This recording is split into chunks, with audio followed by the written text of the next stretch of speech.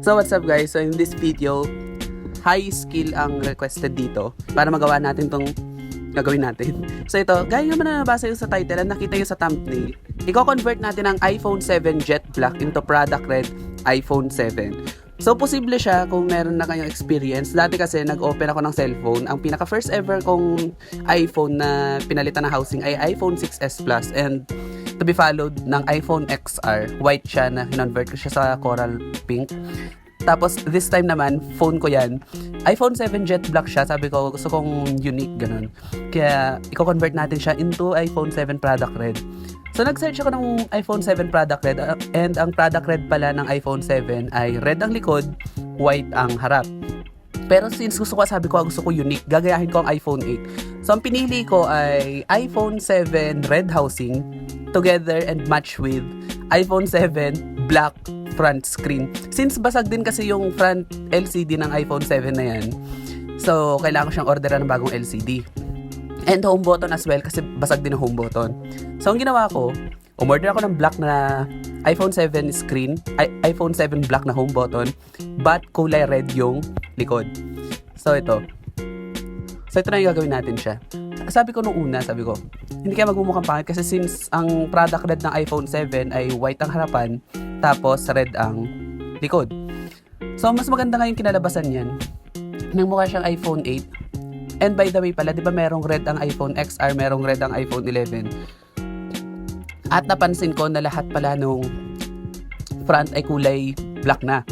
So sabi ko, bakit ko gagayahin yung totoong model ng iPhone 7 na red ang likod tsaka white ang harapan? Kung pwede ko naman siya pagmukaing unique at pagmukaing medyo latest ng konti. And by the way pala, iPhone SE 2nd Gen and iPhone SE 3rd Gen, merong product red doon. Tapos black na rin nga yung harapan ng screen. Mas unique nga siyang tignan. Kasi nagsisearch ako sa ibang mga vlogger and napansin ko pala sa mga product red iPhone nila na iPhone 7 ha, product red na iPhone 7. So sabi ko, nakikita ko kasi sa ibang mga vlogger na yung mga nag-review ng iPhone 7, parang iPhone 7 kasi may first ever release na product red na iPhone eh. So yun, so napansin ko, sabi ko parang ang pangit ng itsura kasi since kulay white nga yung harapan, di ba? Tapos red yung likod, parang hindi siya match. Pero since yung nag-release ng iPhone 8, kung ganda ng design, black yung harapan na tapos red yung likod. So anyways naman, ang last na nagawan ko ng ganito ay iPhone XR. Tapos, ayun na siya. So, medyo risky siya sa part ng, okay, going back na dito sa video na to. Medyo risky yung sa pagpapalit ng volume flex. Kasi masyado siyang, masyado madaling maputol yung mga flex cable. Dati, nagpalit ako sa iPhone 6s Plus. Hindi ko na i-video yun kasi sabi ko magpa-practice lang ako. Yung pinalitan ko na housing noon yung iPhone 6s Plus. Natanggal ko yung mismong, yung flex cable ng lock screen. Kaya kailangan ko pang umorder ng flex cable ulit sa online para nga mapagana ko siya. So, yun. Nagkamali ako sa part na yun. Pero since naman yung nagbukas ako ulit ng iPhone XR, natutunan ko naman siya. So, yun. So, mabuti na lang talaga hindi ako sa XR nagkamali. Kasi kapag sa XR ako nagkamali, mahal yung parts kumpara sa iPhone 6s Plus. And baka abot din ng 1,000 kapag naputol yung flex cable. Ang isa pala na dapat na i-secure dyan ay yung flash kasi may tendency kasi na maputol yung flex cable sa flash and hindi mo na talaga magagamit yung flashlight. And more on kasi kapag nasira mo yung flex cable na nakakabit sa flash, may tendency din na masira yung microphone nakatabi ng camera. Kasi di ba pansinin nyo sa mga iPhone, kapag sa likod, di ba camera, tas may butas na maliit tapos flash. Yung butas na maliit doon, yun yung microphone. Once na nasira mo yung connection sa flash, madadamay yung sa microphone kasi magka-connect na lang sila. So, ang ending nung kailangan mo order ng panibago kasi yun nga.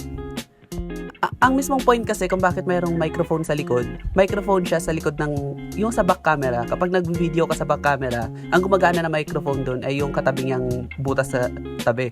Kapag ginamit mo naman yung front camera at doon ka nag-video, ang microphone na gagana naman ay yung nasa bottom part.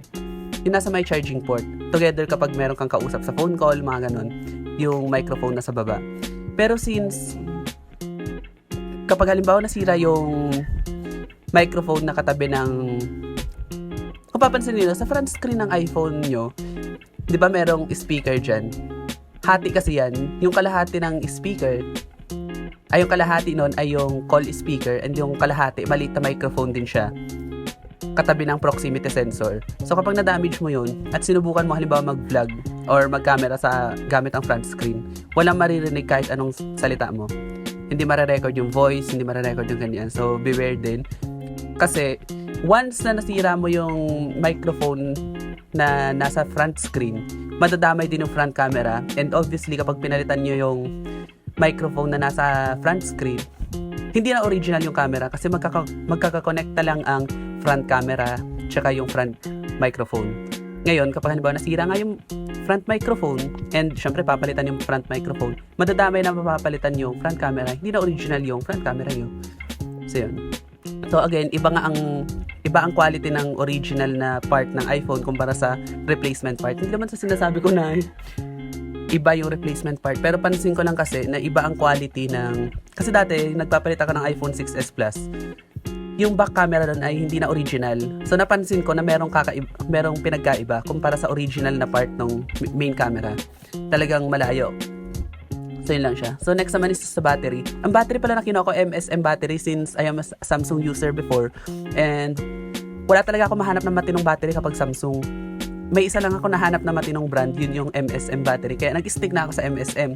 Kapag halimbawa may nagpa-replace sa akin ng battery kahit iPhone, MSM battery part ang kinukuha ko. Kasi yun na yung parang subok ko na. And ngayon pala, habang ginagawa ko tong voice over video na to, matagal siyang malubat ha, yung MSM battery ng iPhone 7. By the way pala, dyan sa iPhone 7 na yan, dyan na rin ako nag-edit ng video. Kasi ayaw ko nung ma-overuse yung main phone ko. Kasi main phone ko talaga 87% na lang yung battery health. As in, lagi siyang nasasagad. Kasi diba vlog ako ng vlog ganun. So yan. So nag-edit ako ng vlog dyan na sa iPhone 7 na yan. And ginagawa ko tong voice over na to dyan na mismo sa phone na yan. So naka-relax na yung mismong main phone ko. Last part naman ay kailangan natin syempre lagyan ng adhesive. Yung adhesive na yan, hindi na siya waterproof pero mas secured kasi yan. So yun. Thank you so much for watching this video. Bye!